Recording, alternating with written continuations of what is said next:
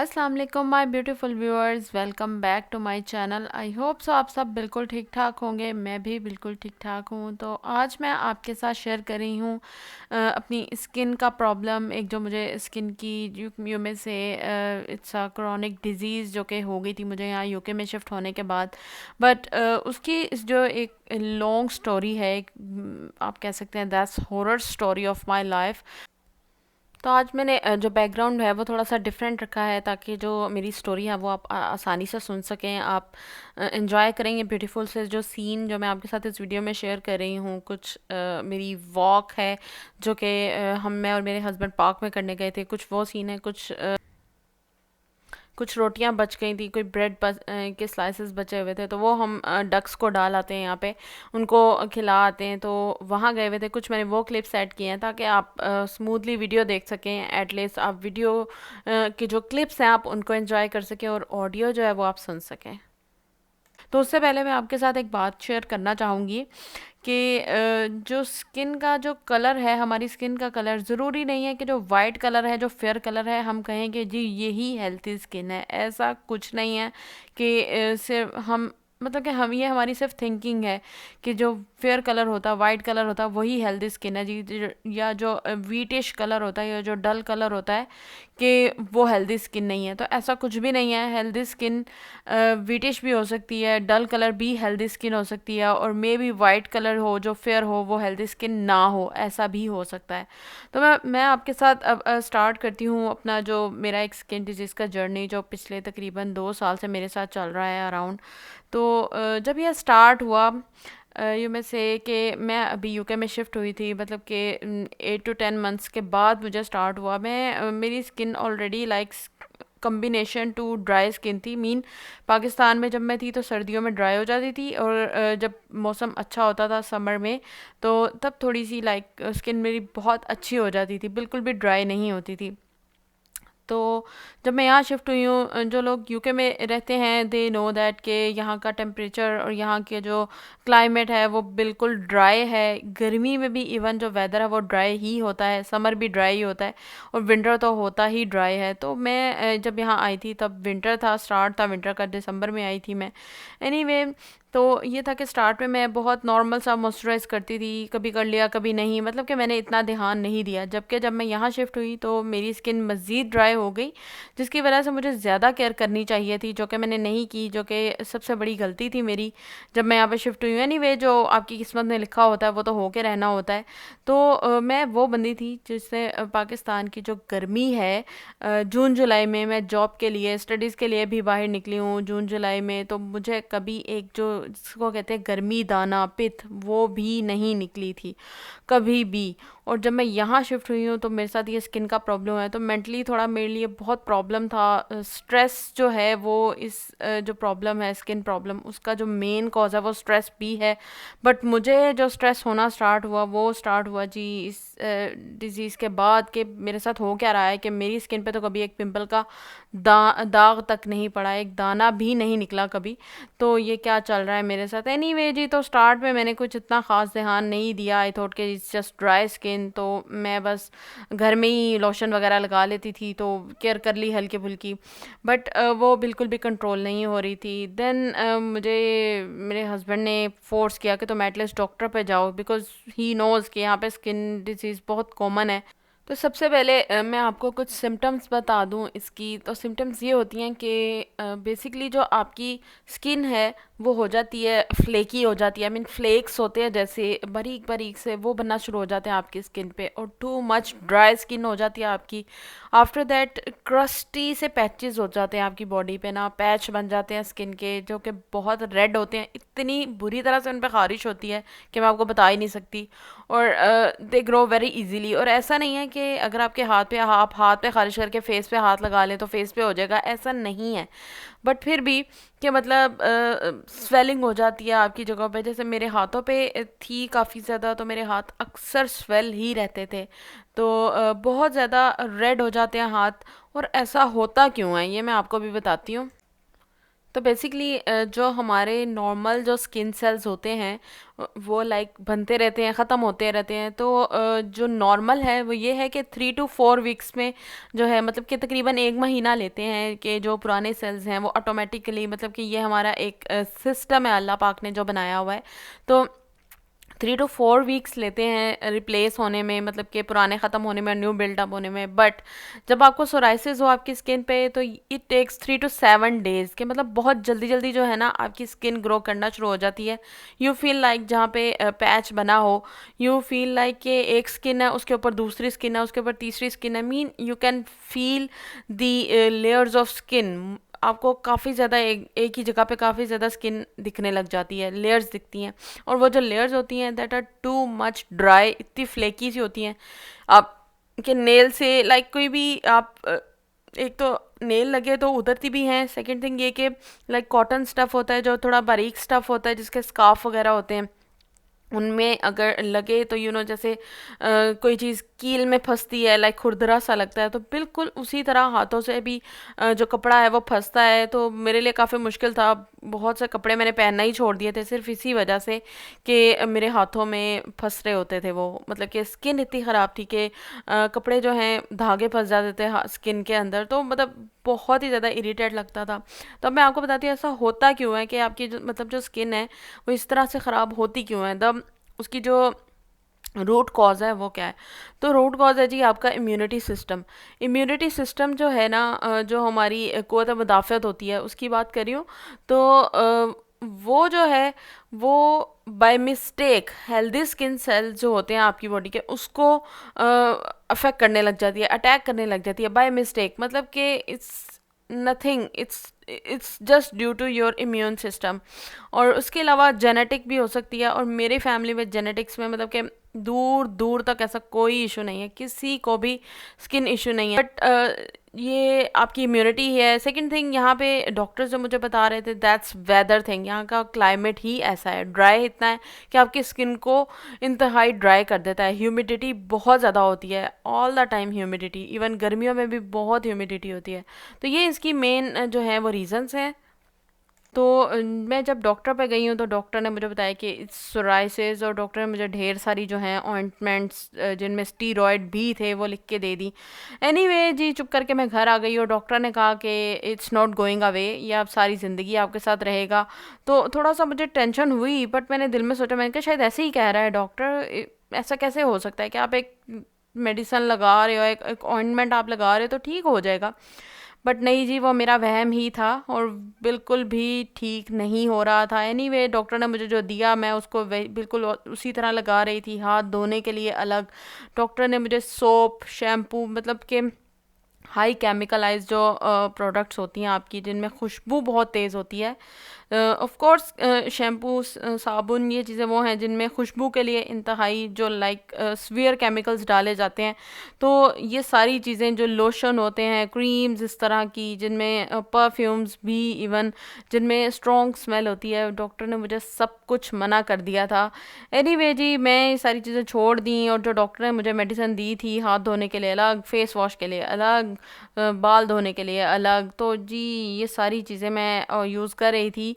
यहाँ मैं आपको बता दूँ, जो सोराइसिस था वो स्टार्ट हुआ मुझे हाथों पे, देन मेरी नीज़ पे, देन टोज़ पे, और उसके अलावा मुझे एल्बोज़ पे, देन हेयर स्कैल्प पे भी जगह जगह, और सम टाइम मेरे फेस पे भी पैच बने थे। बट वो एक दो बार ही हुआ था तो वो ट्रीट हो गया था। आइज़ के अराउंड बने थे पैचेस, नोज़ के पास बन गए थे पैचेस, और मेरी आईब्रोज जो हैं वो, मतलब बाल हैं ऊपर बट अंदर से वो सारी स्किन जो थी वो ड्राई और मतलब अजीब सी हो गई थी एनीवे ड्यू टू सोराइसिस। तो अल्हम्दुलिल्लाह अब फेस तो बिल्कुल ठीक है। वो एक दो बार ही हुआ था, देन वो बिल्कुल ठीक हो गया था। देन सबसे मेन प्रॉब्लम था मेरे हाथों पे कि वो ठीक नहीं हो रहे थे, because you have to do everything, हाथों से करना है आपको सारे काम। इवन दो कि मेरे हस्बैंड बहुत हेल्प करते थे, मुझे दुनिया जहान की चीज़ें सर्च कर कर के ग्लव्स मंगवा के दिए डिफरेंट टाइप के, कि केयर करो कुछ हो ना जाए, ज़्यादा ना बढ़ जाए प्रॉब्लम। बट सब कुछ केयर करने के बाद भी मतलब कुछ इतना ख़ास फ़र्क नहीं पड़ता था, या पड़ता भी था तो थोड़े दिन पड़ता था, देन फिर वही हाल, थोड़े दिन पड़ता था वही हाल। तो ये सिचुएशन चल रही थी। मुझे लगता था कि शायद कोई चीज़ है जो मुझे ट्रिगर करती है, बट मैं समझ नहीं पा रही थी कि वो है क्या। क्योंकि मैंने खुद भी इतना स्टडी नहीं किया था सोराइसिस को। जबकि हमें कोई प्रॉब्लम इस तरह से पता लगता है तो सबसे पहले हम गूगल करते हैं, बट जब मुझे स्टार्ट में ही डॉक्टर ने बोल दिया कि भाई ये सही नहीं होगा, ये ऐसे ही सारी ज़िंदगी अब आपके साथ चलेगा, तो मैंने इतना बॉदर ही नहीं किया। मैंने कहा अब एक चीज़ है, तो जब आपकी नेचर कॉम्प्रोमाइजिंग होती है ना, तो आप उसके साथ टैकल करना सीख लेते हैं लाइफ में चीज़ों के साथ। तो जो मेरी नेचर है, मेरी नेचर कंप्रोमाइजिंग है, तो आई थॉट अब एक चीज़ है जो, तो फिर क्या करना है, इसको सर्च करके या पढ़ के दिल ही ख़राब करना है तो रहने दो। एनीवे मैंने उसको नहीं पढ़ा, मैंने उसको सर्च नहीं किया कि शायद कोई वे हो। आफ्टर दैट जी मेरा पाकिस्तान का प्लान बन गया, तो देन मैंने पाकिस्तान जाने के लिए थोड़ा सा वेट लूज़ करना चाहा, इवन दो कि मेरा वेट बढ़ा नहीं था। जब मैं आई थी साल बाद मैं गई थी विज़िट करने, तो जब मैं गई हूँ हॉलीडेज़ पे तब 1-2 किलो बढ़ा हुआ था वज़न। तो आई थॉट कि क्यों ना प्रोटीन डाइट कर ली जाए। कि जी मैं पाकिस्तान भी गई, वहाँ भी वही हालात थे। मेरा ख्याल था शायद वहाँ का जो क्लाइमेट है, वहाँ का वेदर है, उसमें जाऊँगी तो अच्छा हो जाएगा, बट नहीं जी, कुछ भी नहीं बना। मैं बिल्कुल वैसे ही वापस आ गई। वहाँ भी मैंने 1-2 डॉक्टर्स को चेक करवाया और डॉक्टर ने मुझे गर्म चीज़ें वगैरह मना कर दी। इवन बट मैं हॉलीडेज़ पे गई हुई थी, मैं किसी भी चीज़ से परहेज़ नहीं कर पाई। तो इसलिए जी वैसे की वैसे ही वापस आ गई। इवन वहाँ से भी कुछ मेडिसिन्स लेके आई, ऑइंटमेंट्स जो डॉक्टर ने लिख के दी थी, बट मुझे किसी भी चीज़ से कोई फ़र्क नहीं पड़ रहा था। तो आफ्टर दैट जी मैं आपको बता रही थी प्रोटीन डाइट के बारे में। तो मैंने अंडे बहुत खाए थे प्रोटीन डाइट के लिए। तो मैं दिन में 2-2 3-3 अंडे भी खा लेती थी, बिकॉज़ तब थी भी सर्दियाँ थी, जनवरी फरवरी का महीना था, तो मुझे इतना इशू भी नहीं था कि मैं ज़्यादा अंडे अगर खा रही हूँ तो। एनीवे मैं अंडे भी खाए जा रही थी, तो कार्ब्स कम किए हुए थे मैंने। एनीवे जी तो मैं पाकिस्तान से जब वापस आई हूँ तो फिर मतलब मेंटली आई थॉट कि इट्स इनफ, मुझे अब खुद से पढ़ना है, इसको थोड़ा सर्च करना चाहिए व्हाट इट इज़। तो जब मैंने पढ़ना शुरू किया, इसको स्टार्ट किया मैंने, तो मुझे भी यही मिला कि जी ये ठीक नहीं होगा, ये आपकी जान नहीं छोड़ने वाला। एनीवे फिर मैंने कुछ जो कम्युनिटी पेजेस होते हैं हमारे इंटरनेट पे, मैंने वो कुछ ज्वाइन किए जिसमें सोराइसिस के पेशेंट्स के जो ग्रुप्स थे। तो लोगों की मैंने चीज़ें पढ़ना शुरू की। कुछ लोगों ने बताया कि लाइक कोई चीज़ जैसे अंडा है, किसी को ट्रिगर कर रहा है अंडा खाने से, किसी को दूध से ट्रिगर कर रहा है, किसी को किसी चीज़ से ट्रिगर कर रहा है। तो मतलब ये चीज़ें थोड़ी मेरे लिए हेल्पफुल हुई। फिर कि मुझे भी अपनी डाइट को चेक करना चाहिए कि क्या चीज़ किस दिन मैं क्या चीज़ खा रही हूँ। तो उससे मुझे जो है ना ट्रिगर हो रहा है, मुझे एकदम से न्यू पैचेस बन रहे हैं मेरी बॉडी पे। तो मैंने फिर अपनी डाइट को चेक करना शुरू किया। उसके बाद मैंने ये भी चेक करना शुरू किया कि it's very common in UK. तो मैं जिस भी गैदरिंग में बैठती थी, मैं वहाँ पे लाजमी इसके बारे में, सोराइसिस के बारे में, या एक्जिमा बहुत कॉमन है यहाँ पे, उसके बारे में मैं यहाँ पे ज़रूर बात कर रही होती थी। तो यू कैंट इवन इमेजिन, मैं एक गैदरिंग में थी और वहाँ पे एक आंटी के पास 4 महीने का बच्चा था उनका, और वो बच्चा रो रहा था और वो अपना सर खुजा रहा था बार बार बार बार। तो जब मैंने उनसे पूछा तो उन्होंने बताया मुझे कि इसको प्रॉब्लम है, सोराइसिस है या एक्जिमा है, उन्होंने मुझे बताया। तो मैं आपको बता नहीं सकती मेरी उस टाइम क्या हालत थी। मैं अपनी बिल्कुल भूल गई कि मुझे क्या प्रॉब्लम है, मुझे कितनी इचिंग होती है, मुझे कितनी रेडनेस होती है, मुझे कितना पेन होता है, मैं कितना रोई हूँ इस पेन को लेके। बिलीव मी, मैं वो सब भूल गई, वो स्ट्रेस भूल गई कि मेरे साथ ये प्रॉब्लम है। मुझे उस बच्चे को देख के इतना तरस आया, इतना तरस आया, मैं आपको बता ही नहीं सकती, मेरे पास अल्फाज ही नहीं है कि मुझे इतना प्रॉब्लम फील होता है। मैं इस चीज़ को लेके इतना स्ट्रेस लेती हूँ, कई दफ़ा मैं रोई हूँ बैठ के कि कब ये प्रॉब्लम ठीक होगा, कि इतनी मुझे स्ट्रेस दी है इस प्रॉब्लम ने, तो इस बच्चे के साथ क्या हाल होगा जो सिर्फ 4 महीने का है। उसके अलावा देन मैं एक बार एक और गैदरिंग में बैठी हुई थी, तो वहाँ पे 5-6 साल की बच्ची थी। यू कैन इमेजिन, उसके हाथ इतने ऐसे जैसे ना लाइक झुलसे हुए हैं, बिल्कुल ख़ारिश कर करके इतने सीवियर किस्म के ज़ख़म हुए थे उसके हाथ पे कि वो खाना अपने हाथ से नहीं खा सकती थी, उसकी मदर उसको फ़ीड कर रही थी। तो मैंने उनसे भी पूछा तो उन्होंने भी बताया जी कि यही प्रॉब्लम है। फिर उसके अलावा हमारी बहुत ही प्यारी बेटी है Malaika, she is also having psoriasis on her body. तो आई विश के बच्चे जल्दी से ठीक हो जाएं। जब मैं बच्चों को इस तरह से देखती हूँ, बिलीव मी, मैं अपना दर्द बिल्कुल भूल जाती हूँ। देन मैं हर नमाज के बाद रो रो के दुआएं कर रही होती थी कि या अल्लाह पाक इन बच्चों को सेहत दे दे। मैं I am okay with it, चाहे ये सारी ज़िंदगी चलता रहे, I am okay with it. कि मतलब मैं इतनी बड़ी होके नहीं बर्दाश्त कर पा रही, तो उन बच्चों का क्या हाल होगा कि जो इतने छोटे छोटे से बच्चे हैं। आफ्टर दैट जी एक अल्लाह की बंदी का बहुत भला हुआ कि she told me about some homeopathic doctor. मैंने आज तक लाइफ में होम्योपैथिक डॉक्टर की मेडिसिन नहीं ली थी। इनफैक्ट कभी ज़रूरत नहीं पड़ी, अल्लाह का करम था, कभी ज़रूरत नहीं पड़ी। एनीवे जब उन्होंने मुझे बताया तो आई थॉट जब इतना स्टीरॉयड ऑइंटमेंट्स मैं यूज़ कर रही हूँ तो क्यों ना मैं होम्योपैथी के पास चली जाऊँ। तो जब मैं उसके पास गई हूँ तो मेरी स्किन पे अच्छे खासे निशान थे, अभी मैं आपको आगे वीडियो में दिखाऊंगी। तो हाथों पे, पाँव पे और नीज़ पे, एल्बोस पे, स्कैल्प पे, हर जगह अच्छे खासे निशान थे मेरे ड्राइनेस के पैचेस की वजह से। तो डॉक्टर उसने मुझे जी जो होम्योपैथिक डॉक्टर था उसने मुझे कुछ लाइक 2 टैबलेट्स दी हैं। आई होप सो आपको पता ही होगा होम्योपैथिक मेडिसिन ऐसी होती है, वो पानी के साथ लेने की ज़रूरत नहीं होती, you have to take it like, तो ऐसे ही आपको लेनी होती है। देन उसने मुझे कहा कि you have to leave such things like गर्म चीज़ें छोड़नी होंगी, आपको अंडा छोड़ना होगा, आपको शुगर आइटम्स छोड़नी होंगी। उसके अलावा लाइक जितने भी हमारे सॉसेस होते हैं ना, like ketchup, barbecue sauce, mayonnaise, इन सब में अगर आप कभी इसके इंग्रेडिएंट्स पढ़ें आपको पता लगेगा कि इसमें शुगर जो है वो कितना हाई होता है इन सब चीज़ों में। और मैंने नोट तो किया था, आई न्यू इट, लेकिन मैंने इतना कभी बॉदर नहीं किया था कि ये चीज़ें भी मैटर करती हैं इतना। तो जी उसने मुझे शुगर और ये सारे सॉसेस, पास्ता, ये सारी चीज़ें, उसने चावल तक मना कर दिए थे डॉक्टर ने। और मैं वो बंदी थी कि आप मुझे अंडा सुबह दोपहर शाम भी दे दें तो मैं खुशी से खा लूँगी। तो जी अंडा मुझे छोड़ना पड़ा। स्टार्ट में थोड़ा सा मुश्किल था बिकॉज़ जो आपकी फेवरेट होता है, अंडा मेरा बहुत फेवरेट था स्पेशली ब्रेकफास्ट में। तो बहुत मुश्किल हुई मुझे स्टार्ट में, but I have to overcome it. तो मुझे कुछ ना कुछ तो करना था, कुछ ना कुछ तो छोड़ना पड़ना था। इवन मोस्टली मेरे हस्बैंड अंडा नहीं खा रहे होते थे कि तुम्हारा दिल ख़राब होगा तो मैं नहीं लेके आता, वो ऑमलेट नहीं बना पाते थे। बट अब Aahista Aahista I am okay with it कि मैं उन्हें बना भी देती हूँ अंडा, तो मुझे कोई इतना फ़ील नहीं होता। तो लेकिन अब ऐसा होता है कि इट्स अबाउट मैं आपको बताती हूँ, then it's about like 7 to 8 months जब मैं पहले गई थी होम्योपैथिक डॉक्टर के पास, तो मैंने तकरीबन 4 महीने होम्योपैथिक डॉक्टर से मेडिसिन ली है। आफ्टर दैट अल्हम्दुलिल्लाह अल्हम्दुलिल्लाह he is such a nice person कि मेरी जो प्रॉब्लम है इचिंग तो मुझे बिल्कुल ख़त्म हो गई थी फर्स्ट मंथ में ही जब मैं उसकी मेडिसिन ले रही थी। और तो इचिंग ख़त्म हो गई, टोटली 100% ख़त्म हो गई। आफ्टर दैट जो रेडनेस एवरीथिंग सब कुछ ख़त्म हो गया है। फिर तब ट्रिगर करता था मुझे जब मैं कुछ ऐसा खा रही होती थी। देन मैंने अपनी डाइट को आहिस्ता आहिस्ता ऑब्जर्व करना शुरू किया, मैंने अंडा छोड़ दिया, मैंने शुगर बहुत हद तक कम कर दी। इवन यहाँ पे जितना फ्रीजिंग टेम्परेचर होता है, सबको पता है कि यूके में सबको मीठा खाने का बहुत दिल चाहता है। और फिर जब आप ग्रॉसरी करने जाओ तो सारी चीज़ें लाइक आपके जो सामने बिल्कुल पड़ी हैं, तो उसको रेजिस्ट करना कितना मुश्किल होता है। But I have to do something कि मतलब मुझे खुद पे कंट्रोल करना था। तो मैंने काफ़ी हद तक कंट्रोल किया खुद पे।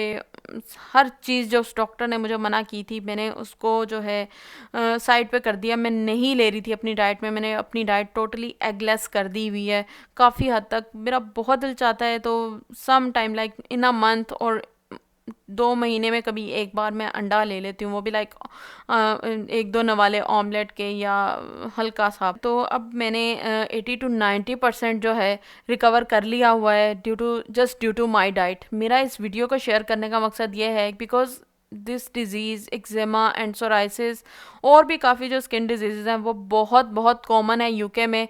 स्पेशली जब आप लाइक पाकिस्तान जाओ तो काफ़ी हद तक ठीक हो जाती हैं, जब गर्मी में स्पेशली पाकिस्तान जाओ। मैंने सुना है काफ़ी लोगों से, मेरे साथ तो फ़र्क नहीं पड़ा था बिकॉज़ मैं मार्च में गई थी और अप्रैल में वापस आ गई थी मैं। तो वेदर अच्छा था वहाँ पे, मतलब ठंड ठंड थी पाकिस्तान में। लेकिन फिर भी काफ़ी लोगों को फ़र्क पड़ जाता है पाकिस्तान जाके, लेकिन जैसे ही वो वापस आते हैं तो दोबारा से स्टार्ट हो जाता है।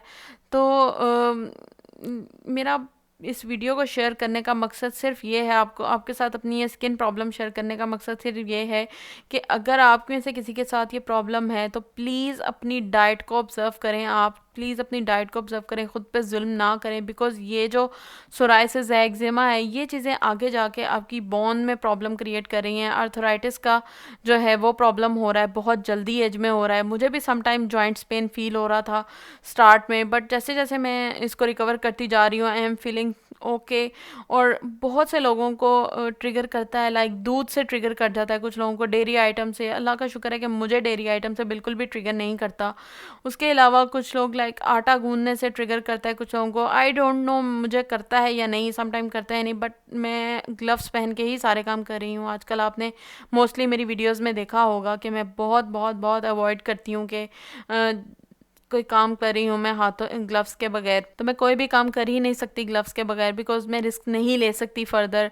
इवन मोस्टली मेरे हस्बैंड मेरे बहुत से काम कर देते हैं, लाइक कोई बर्तन धोने वाले एक दो बर्तन हों तो इवन मैं मना करते रह जाती हूँ। तो ही सेड कि क्या आप ग्लव्स पहनोगी फिर तुम करोगी, ले वेट मैं 1 मिनट में कर देता हूँ।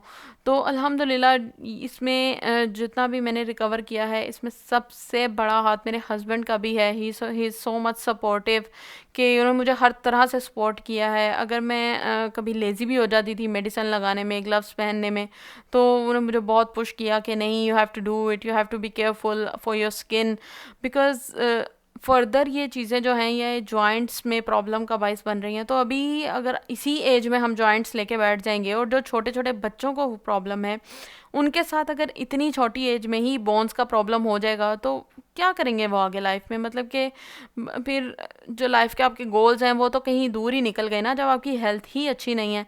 तो जनाब, जान है तो जहान है, तो please careful about your health. अपनी सेहत का बहुत बहुत बहुत ख्याल रखें। तो अभी मैं आपको दिखा रही हूँ अपने हाथों की करंट सिचुएशन जो आजकल है। तो अभी भी थोड़ी बहुत स्वेलिंग मुझे फील हो रही है। तो सबसे पहले आपको ये पैच नज़र आ रहा होगा, ये कुछ न्यू बना है अभी रिसेंटली। और ऐसा है कि ये जो कट नज़र आ रहा है आपको, इट्स टू मच पेनफुल, कि मतलब जो एक नाइफ कट होता है ये उससे टोटली डिफरेंट सा है। आई डोंट नो ये क्या इशू है कि इसमें बहुत ज़्यादा पेन होता है। इवन के जो नाइफ वगैरह से कट लगता है उससे कहीं ज़्यादा पेन। आफ्टर दैट ये भी एक पैच है, आई डोंट नो ये भी कब ठीक होगा। It's nothing, it's nothing. कितने बड़े बड़े पैचेस थे, यू नो, लाइक हेयर। अभी भी आपको दिख रहा होगा कि काफ़ी हद तक अभी इसमें यहाँ पे भी पैचेस नज़र आ रहे होंगे आपको। तो काफ़ी हद तक कम हो चुके हैं अल्हम्दुलिल्लाह, क्योंकि यहाँ पे फुल लाइक फ्लेक्स थे, मोटे मोटे इस तरह से बने हुए थे, और उनके नीचे बहुत ही मतलब के लेयर्स थे स्किन की। तो ये काफ़ी हद तक सेट सही हो चुका है ये। और यहाँ पे ये आपको साइन नज़र आ रहे होंगे, ये ड्राई स्किन के पैचेस के साइन थे, जो कि अब तक काफ़ी हद तक जो है ख़त्म हो चुके हैं। तो ये भी ख़त्म हो जाएंगे इंशाल्लाह, क्योंकि अगर ये लाइट हो गए हैं पहले से तो ये ख़त्म भी हो जाएंगे। उसके बाद सेकंड हैंड पे भी, खैर इसको इग्नोर कीजिएगा, ये तो बचपन में के कुछ कारनामे हैं, उनके साइन हैं।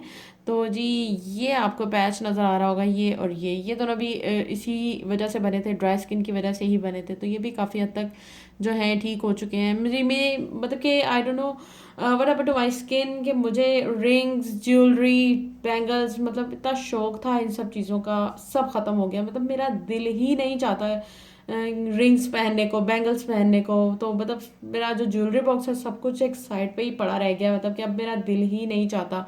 आई होप सो बहुत जल्द ख़त्म हो जाए ये सब कुछ। तो गर्मियों में अगर ये बेहतर है तो आई विश के सर्दियों में भी बिल्कुल ठीक हो जाए, ऐसा ही रहे। तो आई होप सो इंशाल्लाह ठीक रहेगा। तो आप प्लीज़ मुझे दुआ में ज़रूर याद रखिएगा कि ठीक हो जाए। नॉट फॉर मी, बल्कि जिस जिस को भी दुनिया में ये प्रॉब्लम है, सब ठीक हो जाए, सब सेहतियाब हो जाए, because it's not less than a torture. तो thanks for watching the video. अगर आपके लिए वीडियो हेल्पफुल रही हो तो ज़रूर कमेंट कीजिएगा, ज़रूर कमेंट सेक्शन में बताइएगा कि आपको वीडियो कैसी लगी, आपके लिए हेल्पफुल थी। आई होप सो हेल्पफुल होगी काफ़ी लोगों के लिए, बिकॉज मैंने काफ़ी चीज़ें शेयर की हैं। सेकंड थिंग ये कि आपके साथ अगर कुछ ऐसा हुआ हो इस सोराइसिस को लेके या एक्जेमा को लेके, तो मेरे साथ ज़रूर कमेंट सेक्शन में शेयर कीजिएगा। And thanks for watching the video. Take care, अल्लाह हाफिज़।